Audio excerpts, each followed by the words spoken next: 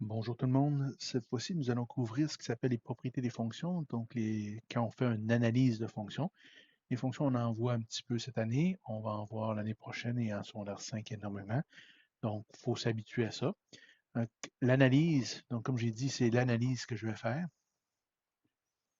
C'est-à-dire, juste comme ça rapidement, c'est déterminer le domaine, le codomaine, les ordonnées, les coordonnées à l'origine. Il faut trouver les variations, les signes.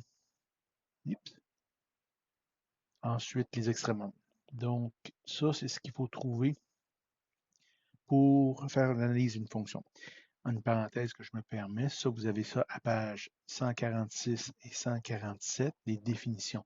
Je ne le redéfinis pas ici dans le cadre de cette vidéo-là. Je considère que vous avez les définitions. Vous devez apprendre ça par cœur. Vous n'avez pas le choix. Sinon, vous ne serez jamais capable d'en faire comme il faut et vous allez toujours tirer la patte. Ce qui arrive aussi, c'est que vous allez en faire en 4 et en 3, 4 et 5. Donc, ça vaut la peine d'investir un petit peu là-dedans. Donc, rapidement, je vais y aller avec deux exemples. Je vais y aller avec ce que vous voyez devant vous. Là, c'est peut-être un petit peu exagéré. Voilà. OK. Donc, je vais faire l'analyse de cette fonction-là. D'une fonction, donc, je vais y aller. Je la regarde. Elle est finie dans le temps. Elle commence à ce point-là et se termine à ce point-ci. Elle a un maximum puis elle a un minimum. Donc, allons-y. La première chose que je vais trouver, c'est le domaine. Le domaine, c'est quoi? Ce sont les ensembles des valeurs que peut prendre la variable indépendante, donc le x. C'est l'ensemble des valeurs qu'elle peut prendre. Donc, si je regarde ici, elle peut prendre des valeurs à partir d'ici jusqu'ici. À l'extérieur de ça, ici, ça c'est moins 5. À moins 6, elle n'existe pas. À 26, elle n'existe pas. Donc, le domaine, c'est quoi? C'est de moins 5 jusqu'à 26, excusez, jusqu'à 24, pardon. Donc, c'est un intervalle ici parce que tous les nombres entre les deux sont bons. Donc, c'est des fonctions, c'est une variable continue, donc je n'ai pas le choix, ça va être des crochets. C'est un intervalle, donc tous les nombres entre moins 5 et 24 dans les entiers. L'autre chose, c'est l'image, ou ce qu'on appelle aussi le codomaine, c'est la même chose, donc il faut faire attention, je peux demander n'importe quel. Le codomaine, ben, c'est l'inverse du domaine, c'est-à-dire c'est l'ensemble des valeurs que la variable dépendante, donc y, peut prendre. Donc ici, elle existe à partir de moins 10 jusqu'à 12. Avant ça, puis après ça, elle n'existe pas. Donc de moins 10 à 12, c'est décroché également parce que c'est tous les nombres entre les deux. Après ça, les coordonnées à l'origine. Ça, on parle ici l'origine, voilà, comme ça. On parle de l'abscisse à l'origine, et puis on parle l'ordonnée à l'origine. OK? L'abscisse à l'origine, donc encore là, c'est une notion qu'il faut connaître. On peut aussi appeler ça les zéros, le zéro. Donc, c'est tous les points qui croisent l'axe des x. Donc, c'est la valeur de x lorsque y est égal à 0. Donc, ici, qu'est-ce que j'ai comme endroit qui va répondre à ça? J'ai ce point-là ici, j'ai tous ces points-là ici, et j'ai ce point-là. Donc, comment que je vais écrire ça? L'abscisse à l'origine, donc, c'est le point 0, union l'intervalle de 5 jusqu'à 10, union le point 24. Et voilà pour les zéros. L'ordonnée à l'origine, c'est quoi? C'est la valeur de y lorsque x est égal à 0. Donc, ici, ça correspond à ce point-là ici, qui est tout simplement 0. Voilà pour les coordonnées d'origine, donc l'abscisse à l'origine et l'ordonnée à l'origine. Ensuite, on va aller regarder les variations. Donc, on a croissante, décroissante et constante. Après ça, je vais vous rajouter un petit quelque chose. Donc, quand est-ce qu'elle est croissante? Croissante, c'est que la variable dépendante et indépendante varient dans le même sens. Donc, si x augmente, y va augmenter. Donc, si je regarde ici, je vais me changer de couleur. Si je me regarde ici sur ce segment-là, les x augmentent et le y augmente aussi. Donc, ça, c'est croissant. Donc, de moins 5, on va se payer une couleur qu'on va voir là.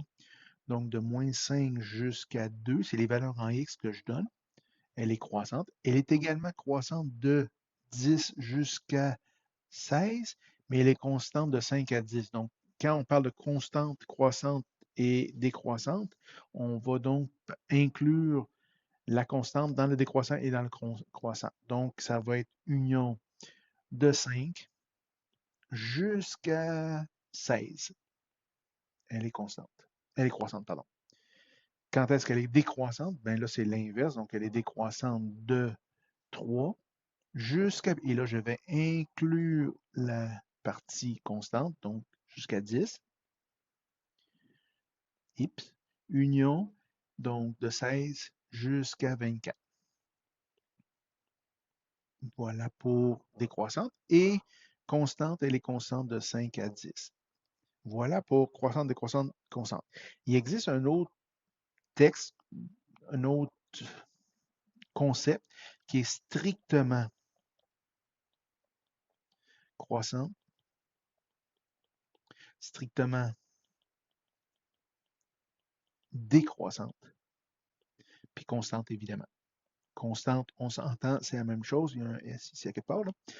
Donc ça demeure 5 à 10, ça va bien. Strictement croissant, voyons. Strictement croissant, j'inclurai pas les parties constantes. Donc, elle est strictement croissante de moins 5 jusqu'à 2, union de 10 jusqu'à 16. Donc, j'inclus pas les constantes. Strictement décroissante, donc elle est strictement décroissante de 2 jusqu'à 5, union de 16 à 24. Voilà, et elle est constante sur le même domaine. Donc ça, c'est strictement croissant, strictement décroissant. Donc, il faut faire attention auquel je vais vous demander. Normalement, on travaille avec croissante, décroissante, constante. Donc, on inclut les parties constantes dans les deux. Il me resterait donc à voir les signes de cette fonction-là. Donc, quand est-ce qu'elle est positive? Quand est-ce qu'elle est négative? Donc, quand est-ce qu'elle est positive? Positive, c'est tout simplement les valeurs de la variable indépendante x lorsque y est au-dessus de 0 est positif, ou donc au-dessus de 0. Donc, ça veut dire, dans le fond, ce que je regarde, c'est par rapport à l'axe des x, quand est-ce qu'elle est au-dessus, donc elle est positive de 0 jusqu'à 24. Dans le fond, elle est partout. Et quand est-ce qu'elle est négative? Donc, elle est négative de moins 5 jusqu'à 0. Donc, quand est-ce qu'elle est en dessous de l'axe des x, tout simplement. Et voilà pour ça.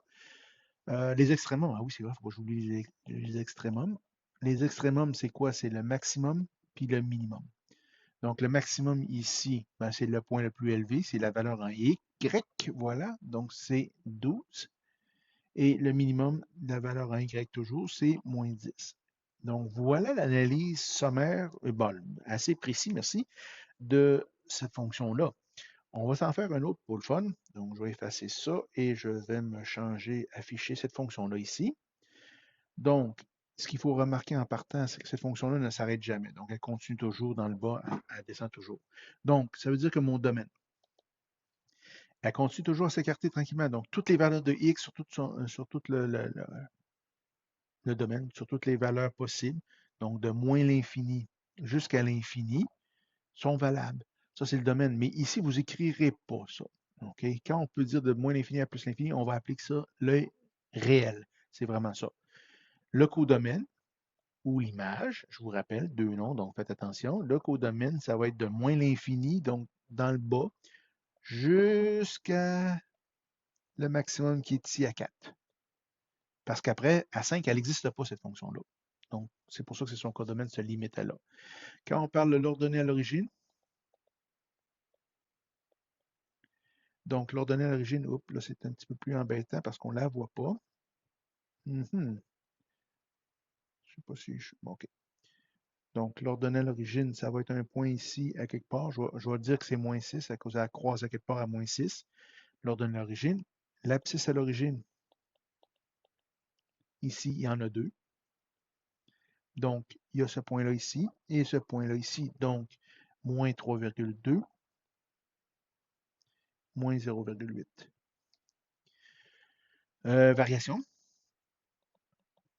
Donc, elle est croissante de moins l'infini. Donc, d'ici jusqu'à le sommet qui est moins 2. N'oubliez pas l'infini, moins l'infini et l'infini sont exclus toujours.